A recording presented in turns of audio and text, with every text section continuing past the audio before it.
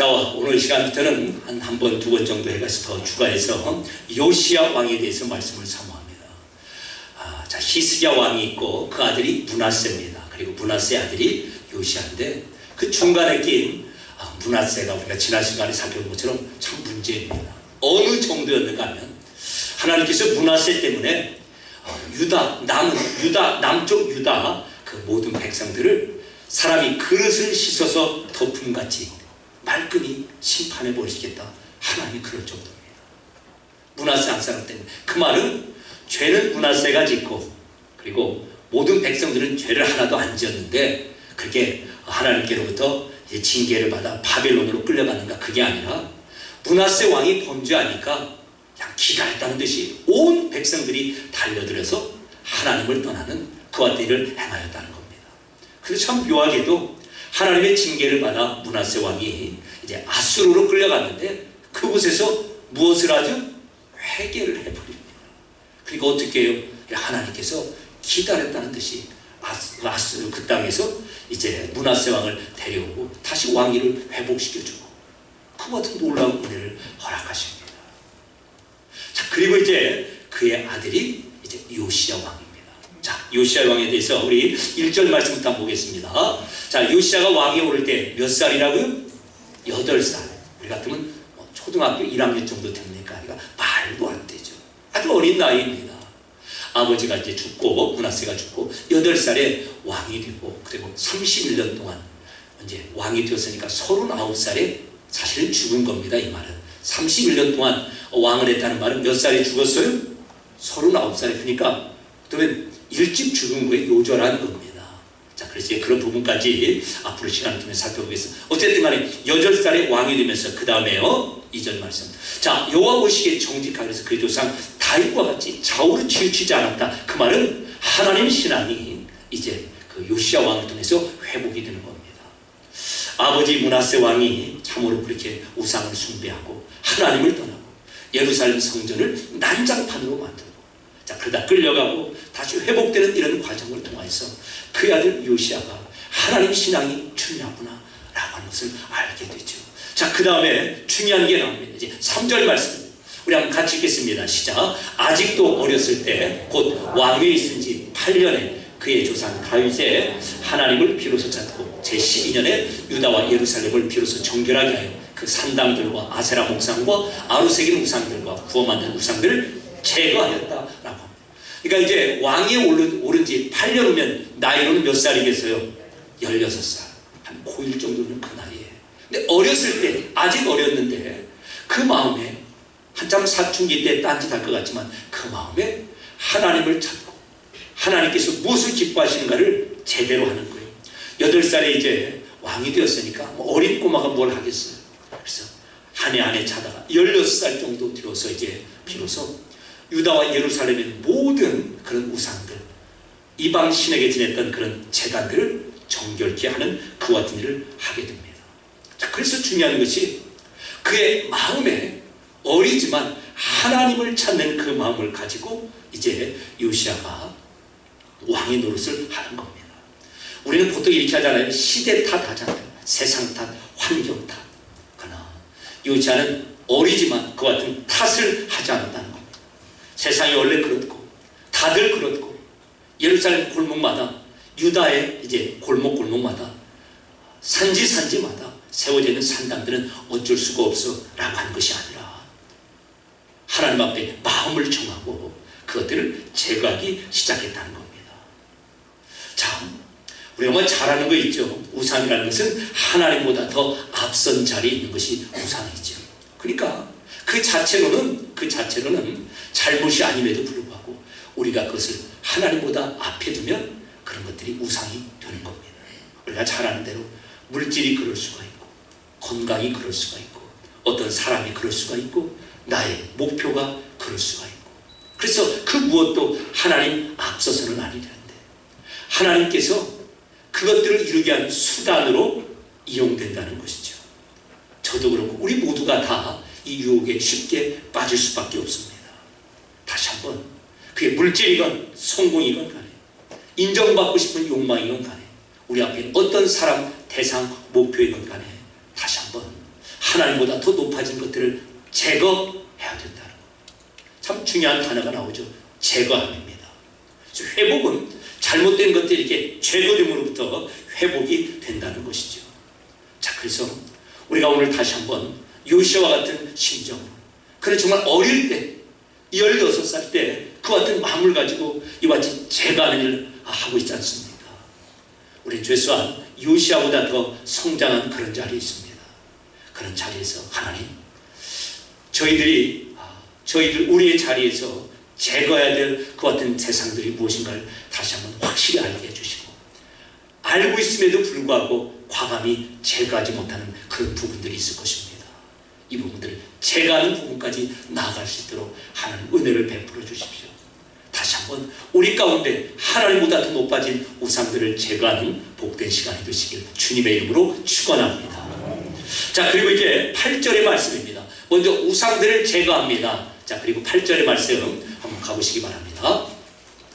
자, 그 다음에 이제 요시아가 왕위했은 지 언제요? 18째. 그러니까 나이로는 몇 살이겠어요? 8살 플러스 18살이니까 26살 때입니다. 자, 그때 성전을 청결하게 합니다.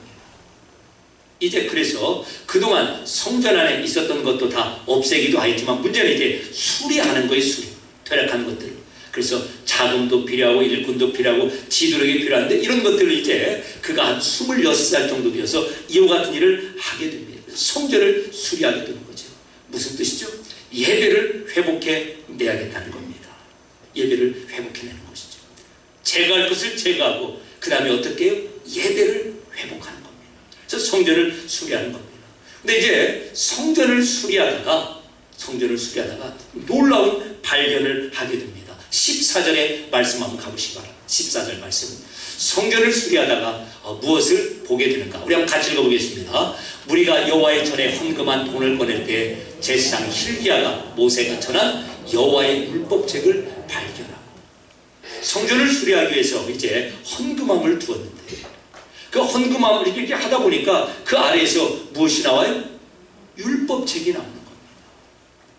그리고 그 율법책을 보니까 하나님의 말씀이 너무나 명확한 겁니다. 하나님을 따르면 생명이고 하나님을 배반하면 사망이고, 하나님께 순종하면 복이고 하나님을 거역하면 저주다 라고 하는 분명한 말씀의 그 율법책을 보게 됩니다. 그래서 성전 건물을 수리하다가 예배의 회복을 위해서 말입니다. 처음에는 이 성전을, 예배당을, 성전을 제대로 해야겠다라고 해서 건물을 수리하다가 하나님의 말씀을 가지고 말씀을 통해서 심령이 새롭게 되는 그런 놀라운 역사가 임하게 됩니다. 자, 그래서 19절 말씀을 봅니다. 19절 말씀에 이런 내용이 있습니다. 자, 왕이 율법의 말씀을 듣자 곧 자기 옷을 찢게 될 겁니다. 제거할 것, 우상들을 제거합니다. 보이는 것을. 그리고 예배를 회복하기 위해서 일단 눈에 보이는 예배당, 성전을 새롭게 하려고 하다가 거기서 하나님의 말씀을 보고 내 속을 새롭게 하는 그 놀라운 그런 일을 단행하게 되죠. 우리도 마찬가지입니다. 하나님께서 우리에게 은혜를 주셔서 이렇게 우리를 부르시고 아름다운 예배당을 허락해 주셨죠. 이곳에서 우리로 하여금 하나님의 말씀을 근거로 하여 이제 우리 전체를 리모델링, 새롭게 하는 그 같은 놀라운 은혜를 허락하십니다. 우리는 그것을 예배의 회복이라고도 하고 회개라고도 하죠. 그래서 왕이 옷을 찢게 되자 어떤 일이 벌어집니까? 온 백성들, 31절로 한번 가보겠습니다. 왕 한 사람의 옷을 찢게 되고, 그리고 31절에 이제 왕이 자기 돛에 서서 여호와 하나님 앞에서 언약을 세우되 이제 백성들을 모아놓고 말입니다. 마음을 다하고 목숨을 다해 여호와를 순종하고 그의 계명과 법도와 율례를 지켜 이 책에 기록된 언약의 말씀을 이루라 라고 모든 백성들을 불러놓고 함께 회개의 자리로, 왕 혼자만 그 마음을 바꾼 것이 아니라 백성 전체가 이와 같이 예배를 향하여 하나님의 말씀을 근거로 새로운 개혁을 일으키게 되는 것입니다. 우리가 지금까지 앞전 예를 보면 왕 한 사람이 잘못하여서 백성 전체가 타락하게 되죠. 요시야 왕 한 사람이 마음을 찢게 되고 하나님 앞에 회개, 돌이킴이 있게 되자 온 백성이 돌아오는 그런 은혜가 임합니다. 오늘 다시 한번 하나님께서 우리를 부르신 그 자리에서 우리가 요시아의 사명을 다할 때입니다. 저도 목회자의 자리에서 제 마음을 찢고, 여러분도 맡은 바 직분의 자리에서 마음을 찢고, 가정에서도 생업의 현장에서도 우리를 부르신 삶의 현장에서 그와 같이 하나님께로 돌이키는 놀라운 새로운 개혁이 일어나야 될 때가 되었습니다. 자, 그래서 여기까지 정리하면 이렇게 되죠. 요시야 왕은 제거할 것을 제거합니다. 우리에게도 동일하게 요구가 되죠.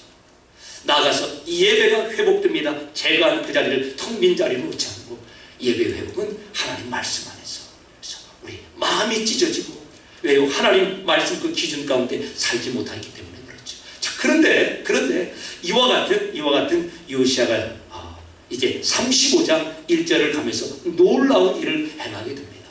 마음을 찢고 돌이키는 이 모든 것의 근거가 무엇인가? 바로 6월절에 있었다는 겁니다.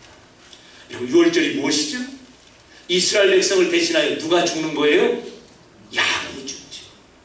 죄인은 누군데요? 죄인은 이스라엘 백성 사람인데 그 대신에 양이 죽습니다. 그래서 사람들을 집 안에 놓고 그 집의 그 문의 위와 아래에 그 양의 피를 바릅니다. 중요한 것은 집 안에 누가 들어있는가는 상관하지 않습니다.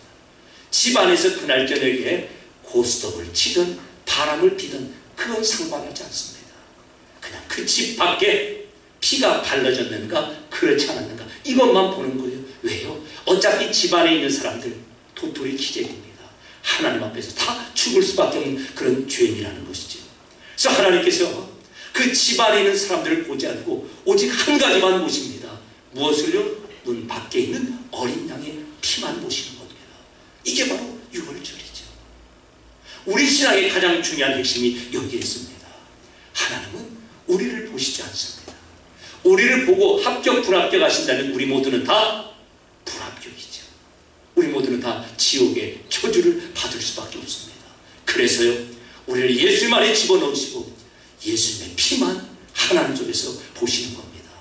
이미 값을 지불했다, 다 이루었다, 다 지불했다 라고 이렇게 선언하시는 것이죠. 신앙은 바로 다시 한번 이곳으로 가는 겁니다. 예수를 믿는데 너무나 복잡해졌죠. 왜 우리를 신교, 개신교라고 하십니까? 카톨릭이 구교가 되기 때문에 우리를 신교라고 부르는 겁니다. 그쪽이 잘못되어서 우리는 개혁했기 때문에 개혁한 새로운 교회, 그래서 개신교가 되는 것이죠. 무엇이 얼마나 그쪽이 문제였기 때문에 우리가 개혁하여 새로운 교회가 되었습니까? 이 사실을 잊어버리기 때문에 그렇죠.